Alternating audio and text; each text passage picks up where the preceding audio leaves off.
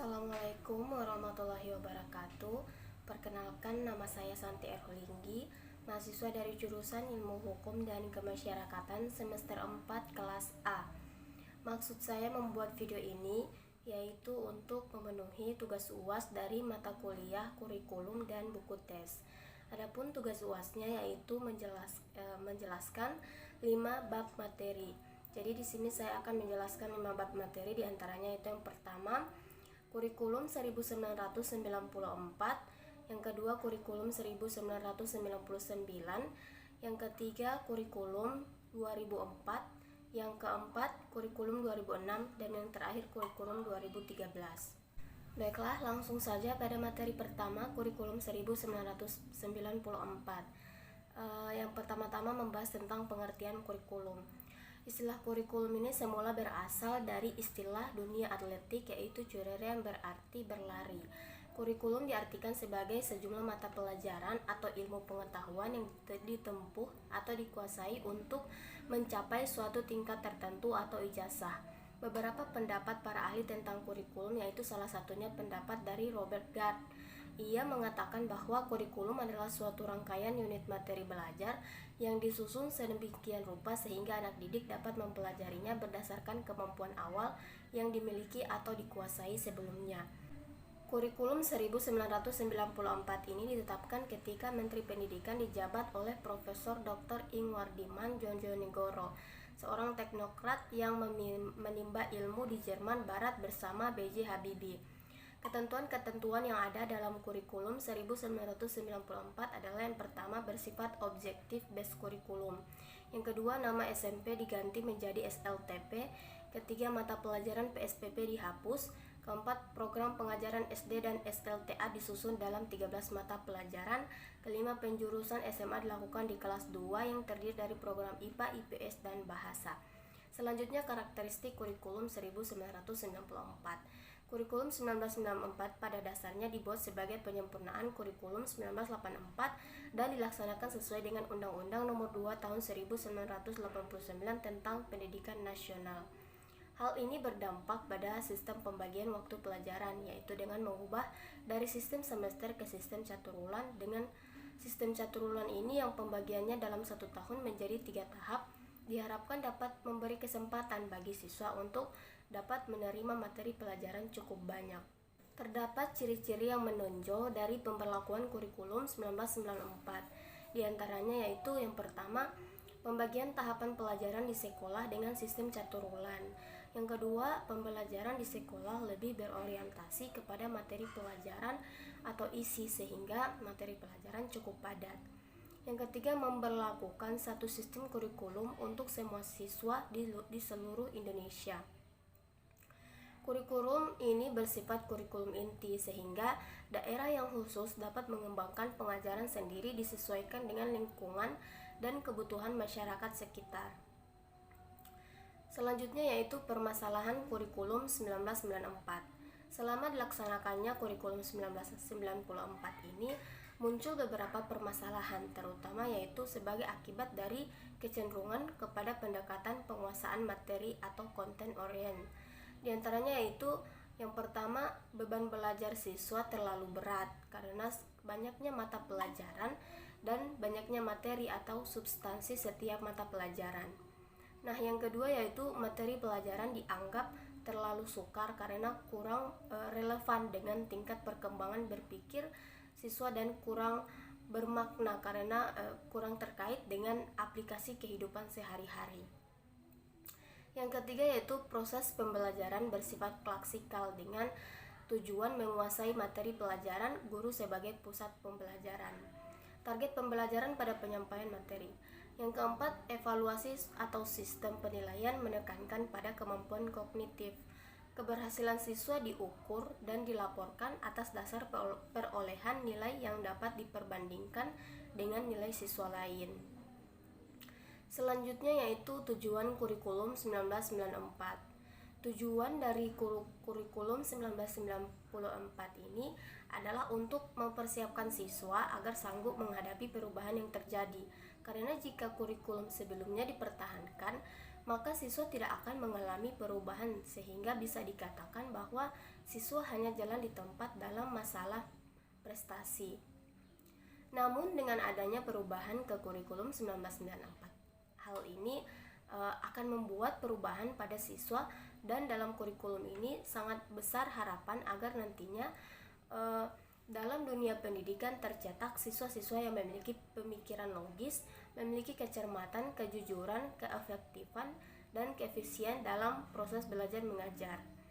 Pencapaian tujuan tersebut tentunya tidak semudah membalikkan telapak tangan, melainkan pemerintah harus membuat sesuatu hal yang dapat mewujudkan tujuan tersebut.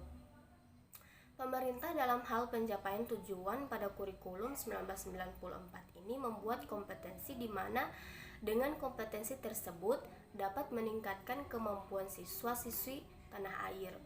Kompetensi yang diberlakukan antara lain kompetisi sesama daerah, nasional, bahkan internasional. Baiklah, lanjut materi kedua, kurikulum 1999. Yang pertama, sejarah lahirnya kurikulum 1999.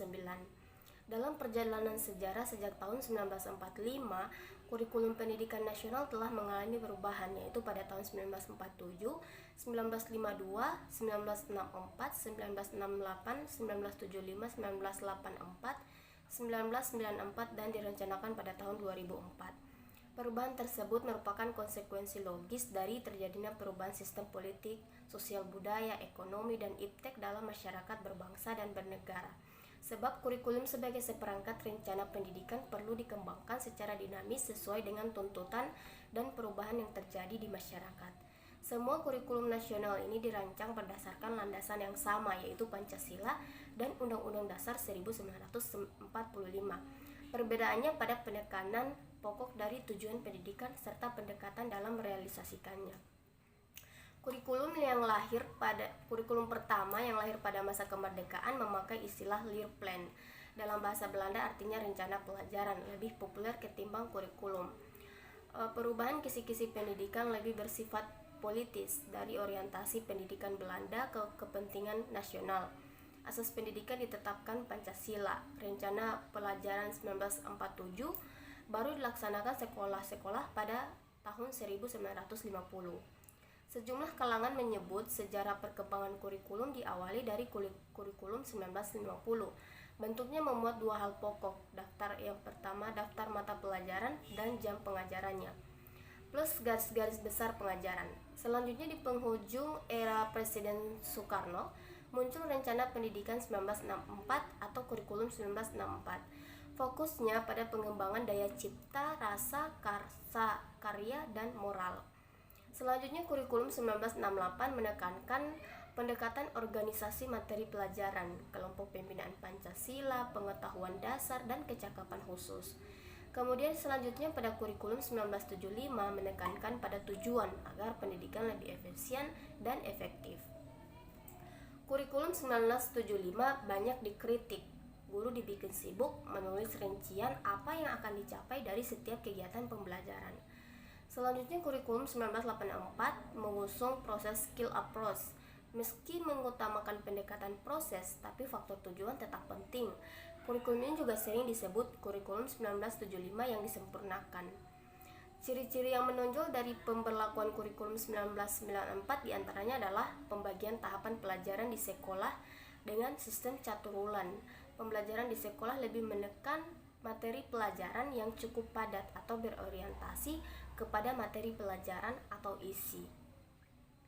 Selama dilaksanakan kurikulum 1994, muncul beberapa permasalahan, terutama sebagai akibat kecenderungan kepada pendekatan penguasaan materi atau konten orient. Di antaranya, beban belajar siswa terlalu berat karena banyaknya mata pelajaran dan banyaknya materi atau substansi setiap mata pelajaran. Hal ini tentunya mendorong para pembuat kebijakan untuk menyempurnakan kurikulum tersebut. Salah satu upaya penyempurnaan adalah diberlakunya suplemen kurikulum 1994. Selanjutnya, membahas tentang kurikulum 1999. Pada kurikulum 1999 pada dasarnya memiliki materi kurikulum yang sama dengan kurikulum 1994. Namun pada kurikulum 1999 terdapat penambalan atau pemecahan materi, yaitu PJK dipecah menjadi 2 mata pelajaran, yaitu pendidikan jasmani dan pendidikan kesehatan. PJPK ini diubah untuk memenuhi keperluan pertumbuhan dan perkembangan individu untuk membentuk masyarakat cerdas, sejahtera, dan produktif, di samping mengamalkan gaya hidup sehat. Terdapat ciri-ciri kurikulum 1999, diantaranya yaitu yang pertama, aspek pendekatan berbasis pada pencapaian tujuan atau objective based curriculum. Selain itu, ada penambahan pada sejumlah materi kurikulum 1994 serta ada relevansi materi. Yang kedua, aspek otoritas. Pengembangan dalam kurikulum 1994, pemerintah pusat lebih mendominasi materi pembelajaran dengan muatan kurikulum nasional sebanyak 80%, sedangkan pihak daerah yang pada hakikatnya mengetahui keadaan, kebutuhan dan potensi wilayahnya hanya mendapat kesempatan 20%. Yang ketiga, aspek materi. Pada kurikulum 1999 ada penambahan pada sejumlah materi kurikulum serta ada relevansi materi. Yang keempat, ada aspek pusat proses belajar mengajar. Keberhasilan proses belajar mengajar dalam kurikulum 1999 lebih banyak ditentukan oleh guru dan apa yang harus dilakukan, sebab sejak awal posisi guru berada pada satu-satunya sumber belajar. Keadaan seperti ini menjadikan anak didik pasif, menerima apa adanya kenyataan yang terjadi di dalam kelas. Yang kelima yaitu aspek orientasi. Orientasi kurikulum 1999 lebih ditekankan pada perolehan hasil tes yang tinggi. Dalam rapot diwujudkan dengan bentuk angka-angka. Yang keenam, aspek guru.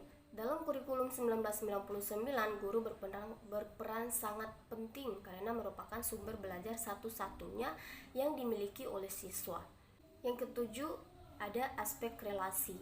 Nuansa pembelajaran dalam kurikulum 1999 bersifat informatif sebab sejak semula itu guru menjadi satu-satunya sumber belajar. Metode didaktik yang sering tampak dipergunakan adalah ceramah, maka yang terjadi situasi monologis, guru lebih aktif memberikan materi dan siswa menjadi pasif lebih banyak mendengar. Yang kedelapan ada aspek tahun pembelajaran.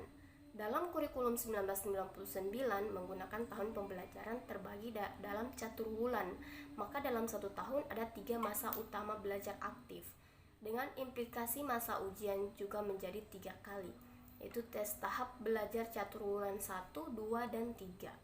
Ini tidak lepas dari orientasi awal pembelajaran yang bersifat teoritis, mencurahkan materi bahan sebanyak mungkin pada siswa. Yang kesembilan, aspek hari efektif. Pada kurikulum 1999, anak didik wajib masuk kelas selama 6 hari atau per minggu dan menghabiskan 42 jam pelajaran. Kelebihan dan kekurangan kurikulum 1999 pada dasarnya hampir sama dengan kurikulum 1994. Durasi waktu yang digunakan untuk menggarap kurikulum baru hanya sedikit. Selanjutnya, suplemen kurikulum 1999. Kejatuhan rezim Soeharto pada 1998 diikuti kehadiran suplemen kurikulum 1999. Pada kurikulum 1999, perpaduan tujuan dan proses belum berhasil. Kritik bertebaran lantaran beban belajar siswa ini dinilai terlalu berat, dari muatan nasional hingga lokal.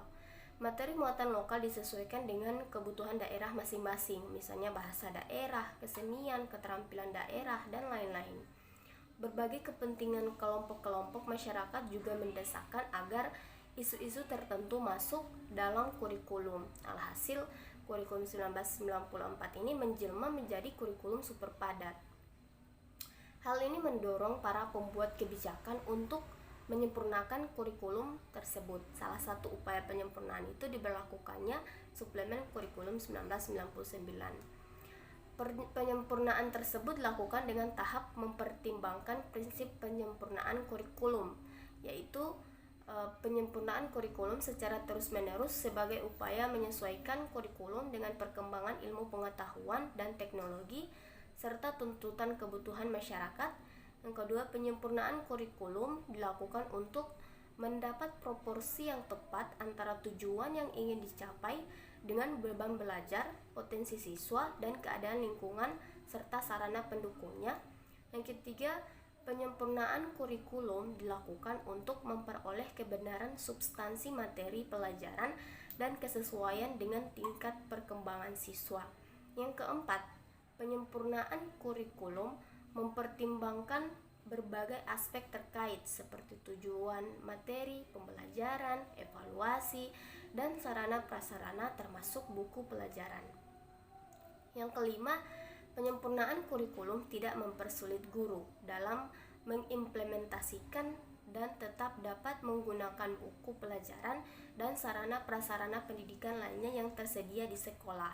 Materi selanjutnya kurikulum 2004, kurikulum berbasis kompetensi 2004. Kurikulum pendidikan yang berlaku pada tahun 2004 adalah kurikulum 2004 atau biasa disebut dengan kurikulum berbasis kompetensi atau KBK. KBK ini merupakan salah satu bentuk inovasi kurikulum karena adanya semangat reformasi pendidikan. Hal ini diawali dengan kebijakan pemerintah dalam pemerintahan daerah atau dikenal dengan otonomi daerah Undang-Undang Nomor 22 Tahun 1999. Munculnya kebijakan pemerintah tersebut didorong oleh perubahan dan tuntutan kebutuhan masyarakat dalam dimensi globalisasi yang ditandai dengan munculnya ilmu pengetahuan dan teknologi yang begitu pesat sehingga kehidupan penuh persaingan pada segi apapun. Oleh karena itu, setiap individu harus memiliki kompetensi yang handal dalam berbagai bidang sesuai dengan minat, bakat, dan kemampuannya. Selanjutnya, pengertian kurikulum berbasis kompetensi atau KBK. Kurikulum berbasis kompetensi atau KBK ini merupakan seperangkat rencana dan pengaturan tentang kompetensi dan hasil belajar yang harus dicapai siswa, penilaian, kegiatan belajar mengajar, dan pemberdayaan sumber daya pendidikan dan mengembangkan sekolah. KBK dikembangkan untuk memberi keahlian dan keterampilan sesuai standar kompetensi yang diperlukan untuk meningkatkan daya saing di tengah-tengah perubahan, persaingan, dan permasalahan sosial, ekonomi, politik, dan budaya. KBK berorientasi bahwa siswa bukan hanya memahami materi pelajaran untuk mengembangkan kemampuan intelektual, melainkan bagaimana pengetahuan yang telah dipahami dapat mengembangkan perilaku yang ditampilkan dalam dunia nyata.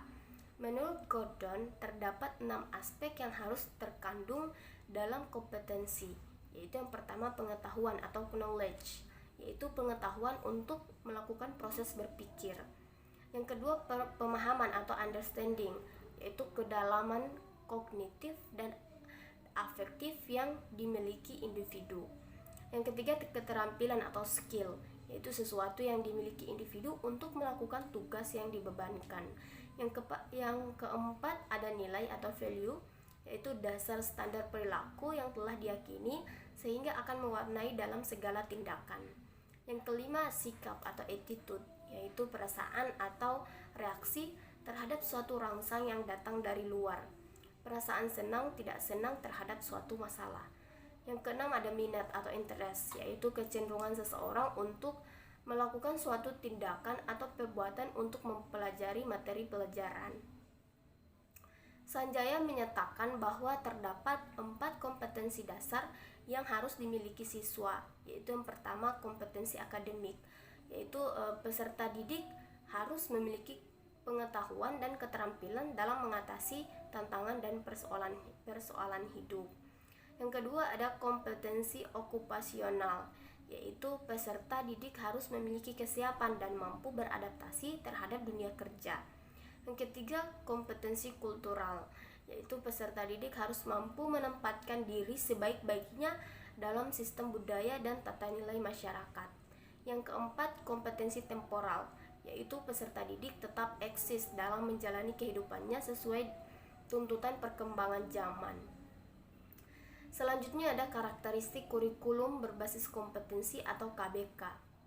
Depdiknas mengemukakan karakteristik KBK itu yaitu yang pertama menekankan pada ketercapaian kompetensi baik secara individual maupun klasikal. Yang kedua, berorientasi pada hasil belajar dan keberagaman. Artinya, keberhasilan pencapaian kompetensi dasar diukur oleh indikator hasil belajar. Yang ketiga, penyampaian dalam pembelajaran menggunakan pendekatan dan metode yang bervariasi sesuai dengan keberagaman siswa. Yang keempat, sumber belajar bukan hanya guru, tetapi sumber belajar lain yang memenuhi unsur edukatif, artinya sesuai dengan perkembangan ilmu pengetahuan dan teknologi informasi. Yang kelima, penilaian menekankan pada proses dan hasil belajar dalam upaya penguasaan atau pencapaian suatu kompetensi. KBK menempatkan hasil dan proses belajar sebagai dua sisi yang sama pentingnya. Selanjutnya, pengembangan rancangan pembelajaran. Terdapat beberapa hal yang harus diperhatikan dalam merancang pembelajaran, yaitu antara lain, yang pertama, rancangan kegiatan pembelajaran harus memberikan kesempatan pada siswa untuk mencari, mengolah, dan menemukan sendiri pengetahuannya. Yang kedua, rancangan pembelajaran harus disesuaikan dengan sumber belajar dan sarana pembelajaran. Yang ketiga, pembelajaran harus dirancang dengan mengordinasikan berbagai pendekatan belajar. Yang keempat, pembelajaran harus dapat memberikan pelayanan terhadap kebutuhan individual peserta didik seperti minat, bakat, kemampuan, dan lain-lain. Selanjutnya, pengembangan proses pembelajaran. Belajar yang diinginkan KBK bukan menumpuk ilmu pengetahuan, tetapi proses perubahan perilaku melalui pengalaman belajar, dan diharapkan terjadi pengembangan berbagai aspek pada setiap peserta didik. Guru bertugas mengelola pembelajaran baik dalam pengembangan strategi pembelajaran maupun menggunakan berbagai sumber belajar. Dengan demikian, proses pembelajaran tidak hanya diarahkan agar siswa mampu menguasai materi pembelajaran, tetapi lebih diarahkan pada penguasaan kompetensi sesuai kurikulum. Selanjutnya, pengembangan evaluasi. Kriteria keberhasilan belajar siswa meliputi aspek kognitif, afektif, dan psikomotor. Aspek kognitif berhubungan dengan kemampuan kecerdasan dan intelektualan siswa. Aspek afektif berhubungan dengan penilaian sikap dan minat siswa terhadap mata pelajaran dan proses pembelajaran, sedangkan aspek psikomotor berhubungan dengan tingkat penguasaan pengetahuan dalam bentuk praktek. Bentuk penilaian menggunakan instrumen tes dan non-tes secara seimbang dengan fungsi formatif maupun sumatif. Baiklah, lanjut pada materi selanjutnya, kurikulum 2006. Pengertian KTSP atau kurikulum tingkat satuan pendidikan adalah kurikulum operasional sekolah yang disusun dan dilaksanakan oleh setiap satuan pendidikan atau sekolah.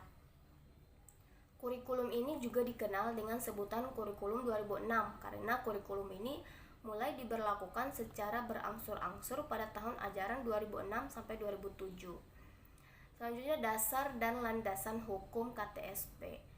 Konsep kurikulum berkembang sesuai dengan perkembangan teori dan praktek pendidikan, juga bervariasi sesuai dengan aliran atau teori pendidikan yang dianutnya. Ada 3 konsep tentang kurikulum, yaitu yang pertama, kurikulum sebagai substansi, yang kedua, sistem, dan yang ketiga sebagai bidang studi. Kurikulum dalam Standar Nasional Pendidikan atau SNP Pasal 1 Ayat 15 dikemukakan bahwa kurikulum tingkat satuan pendidikan atau KTSP adalah kurikulum operasional yang disusun dan dilaksanakan oleh masing-masing satuan pendidikan. Penyusunannya kurikulum tingkat satuan pendidikan dilakukan oleh satuan pendidikan dengan memperhatikan dan berdasarkan standar kompetensi dasar yang dikembangkan oleh Badan Standar Nasional Pendidikan atau BSNP. Selanjutnya, latar belakang munculnya KTSP. Pergantian kurikulum merupakan suatu keniscayaan, karena bagaimanapun dunia pendidikan mesti berkembang dan merespon perkembangan yang terjadi di dalam masyarakat, baik masyarakat di dalam negeri maupun perkembangan dunia global. Setiap paket kurikulum dilandasi oleh dasar pemikiran tertentu. Setiap dasar pemikiran tersebut merupakan hasil pengendapan pemikiran kaum intelektual dan para pemegang kebijakan dunia pendidikan. Endapan pemikiran tersebut biasanya merupakan sintesis dari berbagai kecenderungan pemikiran yang terus berkembang di dalam negeri dan juga di dunia global. Kecenderungan pemikiran yang terus berkembang telah menyebabkan kecenderungan dasar pemikiran dunia. Pendidikan pun terus berkembang. Dan pada akhirnya, kurikulum pun terus berkembang. Saat ini dunia pendidikan formal mulai diperkenalkan dengan kurikulum tingkat satuan pendidikan atau KTSP. Selanjutnya ada kelebihan-kelebihan KTSP dibandingkan dengan kurikulum sebelumnya. Setiap kurikulum yang diberlakukan di Indonesia ini tentunya memiliki kelebihan-kelebihan masing-masing, bergantung kepada situasi dan kondisi saat di mana kurikulum tersebut diberlakukan. Kelebihan-kelebihan kurikulum KTSP ini yaitu antara lain yang pertama, mendorong terwujudnya otonomi sekolah dalam penyelenggaraan pendidikan. Yang kedua, mendorong para guru, kepala sekolah, dan pihak manajemen sekolah untuk semakin meningkatkan kreativitasnya dalam penyelenggaraan program-program pendidikan. Yang ketiga, KTSP ini sangat memungkinkan bagi setiap sekolah untuk menitikberatkan dan mengembangkan mata pelajaran tertentu yang akseptabel bagi kebutuhan siswa. Yang keempat, KTSP akan mengurangi beban belajar siswa yang sangat padat dan memberatkan kurang lebih 20%. Selanjutnya, KTSP dan kompetensi guru. Sejalan dengan pembaharuan pendidikan di era globalisasi dan otonomi daerah, maka permasalahan yang semakin mendesak adalah faktor kemampuan guru sebagai salah satu komponen pendidikan yang paling penting. Karena faktor ini dapat memberikan pengaruh langsung terhadap proses dan hasil pendidikan. Berkaitan dengan usaha peningkatan kemampuan guru, pemerintah telah melakukan berbagai strategi pembinaan profesionalisme guru dengan beberapa tindakan. Antara lain yang pertama, penyelenggaraan penataran dan pelatihan bagi guru yang dilakukan dengan metode yang bervariasi sesuai dengan derajat kompetensi yang dimiliki. Di samping mendorong agar guru termotivasi untuk belajar mandiri secara terus-menerus. Misalnya dengan menggiatkan kegiatan MGMP, PKG, KKG, dan sebagainya. Yang kedua, mengembangkan bentuk akreditasi guru melalui program sertifikasi guru yang bertujuan untuk mengukur kompetensi guru yang meliputi kompetensi pedagogis, profesional kepribadian, dan kompetensi sosial. Yang ketiga, memberlakukan aturan bahwa kualifikasi pendidikan minimal untuk seorang guru adalah S1 atau sarjana. Baik, lanjut materi selanjutnya, kurikulum 2013. Pertama, pengertian kurikulum 2013.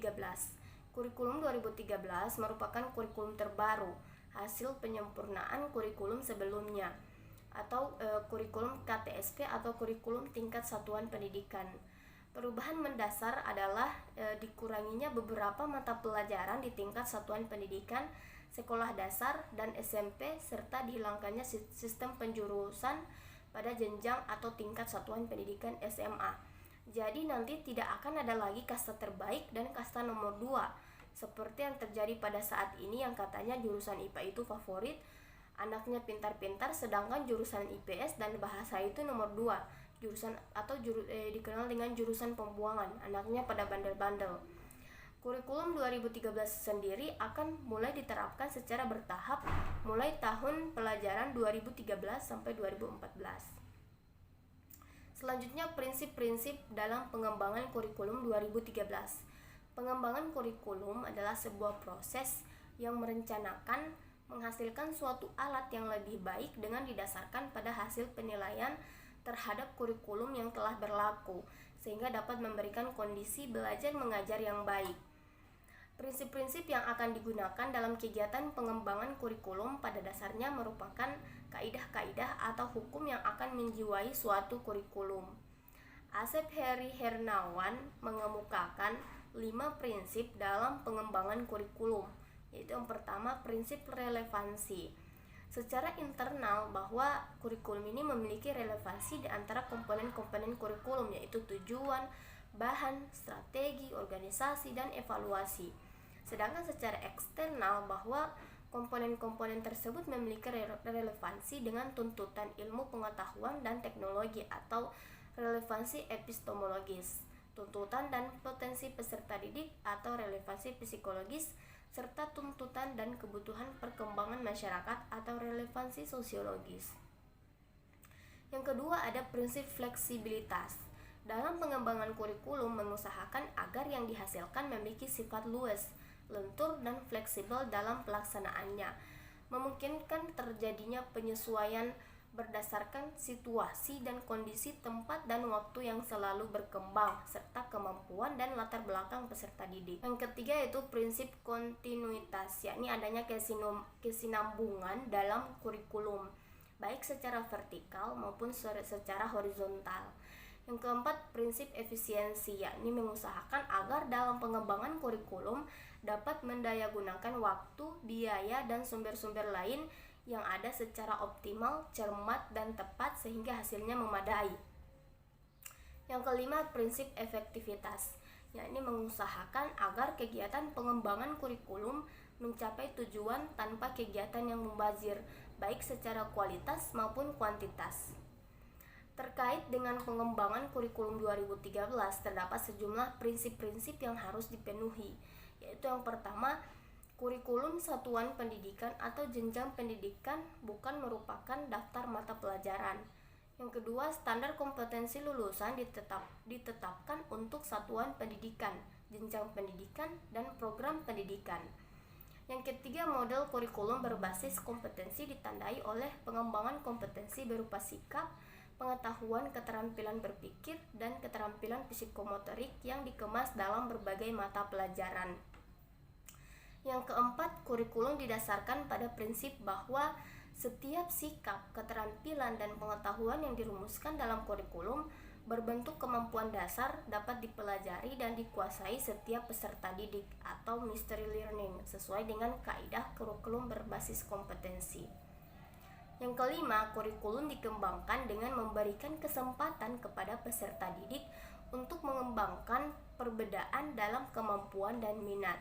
Yang keenam, kurikulum berpusat pada potensi, perkembangan, kebutuhan, dan kepentingan peserta didik serta lingkungannya. Yang ketujuh, kurikulum harus tanggap terhadap perkembangan ilmu pengetahuan, budaya, teknologi, dan seni. Yang kedelapan, kurikulum harus relevan dengan kebutuhan hidup. Kesembilan, kurikulum diarahkan kepada proses pengembangan, pembudayaan, dan pemberdayaan peserta didik yang berlangsung sepanjang hayat. 10. Kurikulum dikembangkan dengan memperhatikan kepentingan nasional dan kepentingan daerah untuk membangun kehidupan bermasyarakat, berbangsa, dan bernegara. Dan yang ke-11, penilaian hasil belajar ditujukan untuk mengetahui dan memperbaiki pencapaian kompetensi. Selanjutnya, komponen-komponen kurikulum 2013. Suatu kurikulum harus memiliki kesesuaian atau relevansi. Kesesuaian ini meliputi dua hal. Pertama, kesesuaian antara kurikulum dengan tuntutan, kebutuhan, kondisi, dan perkembangan masyarakat. Dan yang kedua, kesesuaian antar komponen-komponen. Adapun komponen-komponen pengembangan kurikulum yaitu yang pertama, komponen tujuan. Komponen tujuan ini merupakan komponen pembentuk kurikulum yang berkaitan dengan hal-hal yang ingin dicapai atau hasil yang diharapkan dari kurikulum yang akan dijalankan. Tujuan pendidikan diklasifikasikan menjadi 4, yaitu tujuan pendidikan nasional. Dalam perspektif pendidikan nasional, tujuan pendidikan nasional dapat dilihat secara jelas dalam Undang-Undang Nomor 20 Tahun 2003 tentang Sistem Pendidikan Nasional. Yang kedua, tujuan institusional. Tujuan institusional adalah tujuan yang harus dicapai oleh setiap lembaga pendidikan.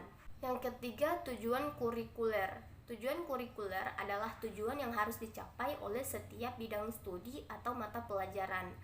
Yang keempat, tujuan instruksional atau tujuan pembelajaran. Tujuan pembelajaran yang merupakan bagian dari tujuan kurikuler dapat didefinisikan sebagai kemampuan yang harus dimiliki oleh anak didik setelah mereka mempelajari bahasan tertentu dalam bidang studi tertentu dalam satu kali pertemuan. Ada beberapa komponen kurikulum 2013, yaitu komponen isi. Program kurikulum adalah segala sesuatu yang diberikan kepada anak didik dalam kegiatan belajar mengajar dalam rangka mencapai tujuan. Yang kedua, komponen metode. Komponen metode atau strategi merupakan komponen yang cukup penting karena metode dan strategi yang digunakan dalam kurikulum tersebut menentukan apakah materi yang diberikan atau tujuan yang diharapkan dapat tercapai atau tidak. Yang ketiga, komponen evaluasi. Dalam pengertian terbatas, evaluasi kurikulum dimaksudkan untuk memeriksa tingkat ketercapaian tujuan-tujuan pendidikan yang ingin diwujudkan melalui kurikulum yang bersangkutan. Sedangkan dalam pengertian yang lebih luas, evaluasi kurikulum dimaksudkan untuk memeriksa kinerja kurikulum secara keseluruhan ditinjau dari berbagai kriteria. Selanjutnya, komponen evaluasi. Komponen evaluasi ini merupakan bagian dari pembentuk kurikulum yang berperan sebagai cara untuk mengukur atau melihat apakah tujuan yang telah dibuat itu tercapai atau tidak. Selain itu, dengan melakukan evaluasi, kita dapat mengetahui apabila ada kesalahan pada materi yang diberikan atau metode yang digunakan dalam menjalankan kurikulum yang telah dibuat dengan melihat hasil dari evaluasi tersebut. Demikian video pembelajaran dari saya. Apabila ada kekurangan, saya mohon maaf. Wabillahi taufiq wal hidayah. Wassalamualaikum warahmatullahi wabarakatuh.